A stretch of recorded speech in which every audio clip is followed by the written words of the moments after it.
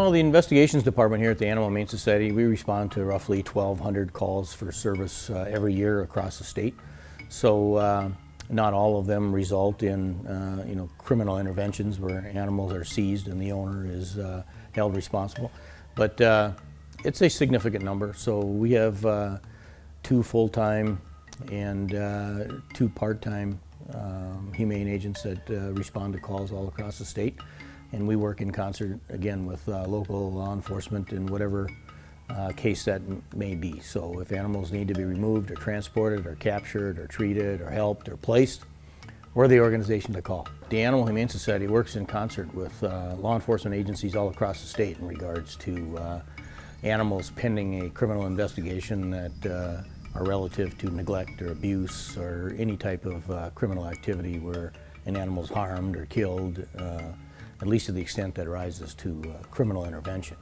In this particular case, the city of Blaine came across a residence where numerous animals were living in a residence that was extremely unsanitary. The animals were matted and fecal covered and hadn't been treated or provided with any animal husbandry for quite some time, if ever, and as a result there was indiscriminate breeding and incestuous breeding and all kinds of genetic and health related issues that are caused by those kinds of behaviors. So the city made a decision to remove those animals, and of course the Animal Humane Society has the resources and the personnel and the training, the equipment to do what's necessary to provide for these animals in the interim. If it's more of a neglect case, we would involve the Humane Society. They have the resources to actually house the animals that we don't have, and that is very helpful. And so it's kind of a team effort, and we all get together and decide what the best course of action is. The health of the animals is obviously most important. A lot of times owners will think that they're doing the animal a favor by bringing it into their home or just keep bringing in animals, which can sometimes turn into an animal hoarder situation. And it just gets out of control. They can't sustain the life of the animals anymore. They can't afford to feed them. The cleanliness has gotten out of control.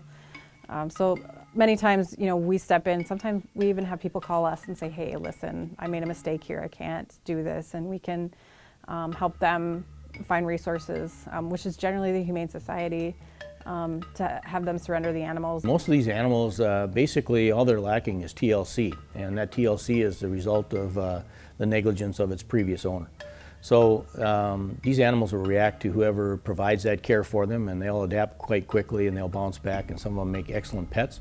And it's a tremendous resource to the community. Local law enforcement and the taxpayer dollar is stretched to the limit, and we have the support from the community that enables us to lend those resources back to local law enforcement. It's important to recognize that although being kind to an animal and feeding an animal seems like the best thing to do, it may not always be the healthiest, because if you're not in a position where you can maintain that relationship with the animal, then you're not doing the animal any favors. The best thing to do is to try to get it surrendered to the Humane Society so that a good home can be found for the animal. Our division is here for animal control and to try to help people through their animal struggles and neighbor disputes that are often over animals, and it's just one more part of the Blaine Police Department and how we're here to help everybody. It's a win-win situation. We're very fortunate here in Minnesota to have an organization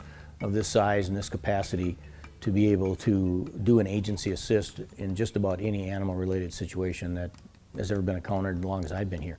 So anytime the public wins and local law enforcement wins and the animal wins, how can you go wrong with a system like that? So we're just fortunate to have the support of the community to be able to continue providing these resources, and we'll continue to do that.